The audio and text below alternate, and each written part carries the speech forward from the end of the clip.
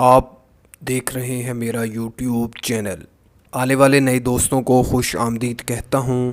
دوستو، آج کی اس ویڈیو میں آپ لوگوں کو پنجاب کی ایک اور مشہور جرائم پیشہ خاتون نسرین بھٹی کے بارے میں بتاؤں گا۔ اس کا تعلق پنجاب کی تحصیل مظفر پور سے تھا۔ دوستو، یہ مشہور اشتہاری ملنگی کی محبوبہ تھی جس نے 32 سے زائد لوگوں کو مارا تھا۔ اس نے کئی درجنوں لوگوں کو زخمی بھی کیا تھا، جبکہ 6 لوگوں کو ملنگی نے اغوا کر کے بھاری تاوان وصول کیا تھا۔ جب ملنگی کو پولیس مقابلے میں مارا گیا تو نسرین بھٹی نے اپنے عاشق ملنگی کا بدلہ لینے کے لیے 19 سے زائد لوگوں کو پار لگایا، جن میں کئی عام شہری، کچھ اشتہاری اور کچھ سرکاری لوگ شامل تھے۔ اس پر 46 سے زائد مختلف نوعیت کے مقدمات درج تھے، جن میں قتل، اقدام قتل، اغوا برائے تاوان جیسے مقدمات شامل تھے۔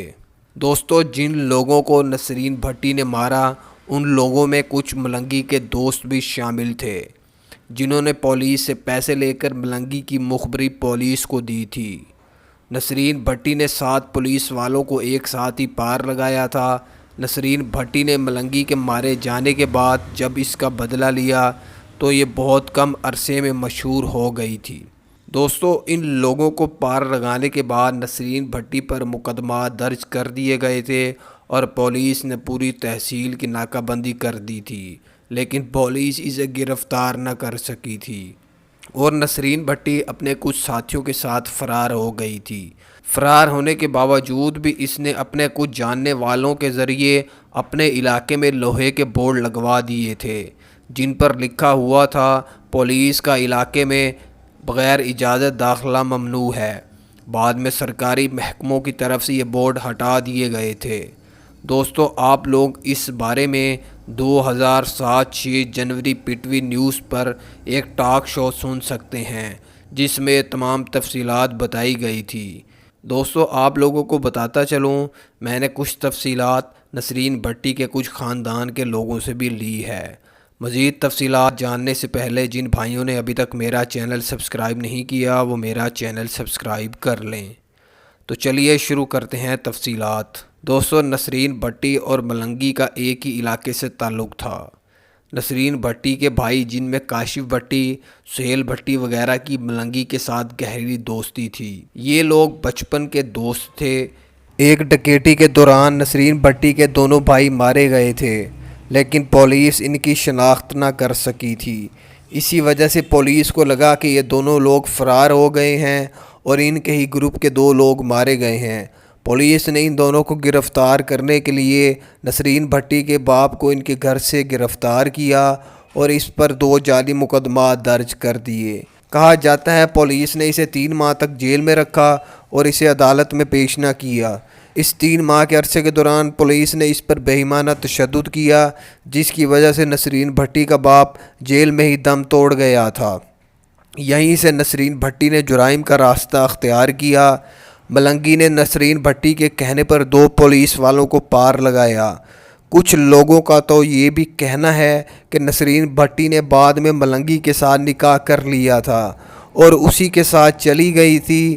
دوستو، جب ملنگی کو دھوکے سے پولیس نے بلا کر پار لگایا تو اس وقوع کی وجہ سے نسرین بھٹی کئی عرصہ صدمے میں رہی اور اس نے بعد میں ملنگی کے گروپ میں شامل لوگوں کو اکٹھا رکھنے کے لیے خود گروپ کی کمان سنبھالی۔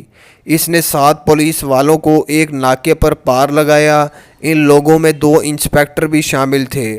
اس وقوع کے بعد نسرین بھٹی اور اس کے لوگ مختلف علاقوں میں فرار ہو گئے تھے۔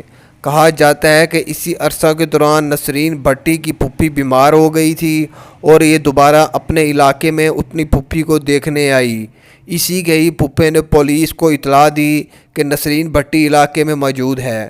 پولیس نے علاقے کو چاروں طرف سے گھیر لیا تھا اور نسرین بھٹی کو پیچھے سے زندہ یا مردہ گرفتار کرنے کے احکامات آ گئے تھے۔ اسی وجہ سے پولیس نے سخت گھیراؤ کیا۔ نسرین بھٹی نے پولیس کو گرفتاری نہ دی بلکہ پولیس کا مقابلہ کیا۔ یہ مقابلہ 9 گھنٹے جاری رہا۔ اس پولیس مقابلے میں نسرین بھٹی کے 4 لوگ مارے گئے تھے، جبکہ نسرین بھٹی کی ٹانگ میں بھی 2 گولیاں لگی تھیں، جبکہ پولیس کے مزید 5 لوگ نسرین بھٹی اور اس کے گروپ کا نشانہ بنے تھے۔ اس وقوع کے بعد نسرین بھٹی خوش قسمتی سے فرار ہونے میں کامیاب رہی، اور بعد میں جب نسرین بھٹی کو پتہ لگا کہ اس کے پھپھے نے پولیس کو مخبری دی ہے تو اس نے اپنے پھپھا کو بھی پار لگا دیا تھا۔ دوستو، اسی عرصہ کے دوران نسرین بھٹی پر ملنگی کے کچھ مخالف گروپ کے لوگوں نے حملہ کیا۔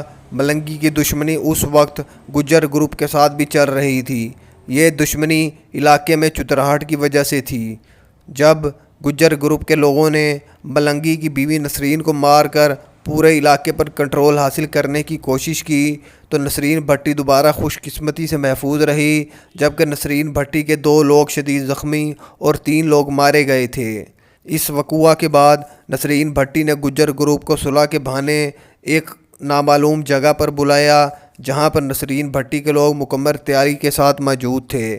کہا جاتا ہے کہ جیسے ہی گجر گروپ کے لوگ وہاں پہنچے تو نسرین بھٹی اور اس کے لوگوں نے 2 گجر گروپ کے لوگوں کو پار لگا دیا تھا۔ اس نے 4 سرکاری لوگوں کو بھی پار لگایا، جنہوں نے نسرین بھٹی کے ہسبینڈ ملنگی اور اس کے گھر والوں پر جھوٹے مقدمات درج کروانے میں خاص کردار ادا کیا تھا۔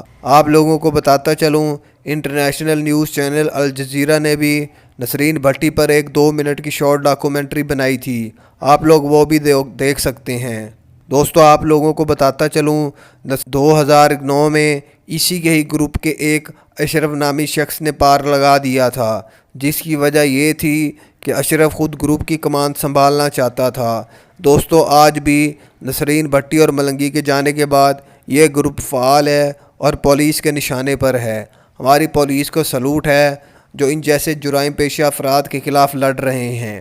میرا ویڈیو بنانے کا مقصد آپ لوگوں کو بتانا ہے کہ برائی کا کام برائی ہوتا ہے، اچھے کام کریں، برے لوگوں کی صحبت سے دور رہیں۔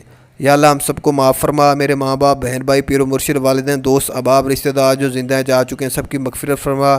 یا اللہ مرزائیوں، قادیانیوں، یہودیوں کو، میکرون کو، فرانس والوں کو، جس نے میرے نبی حضرت محمد صلی اللہ علیہ وسلم کی شان میں گستاخی کی، ان سب کو نیست و نابود فرما، آمین۔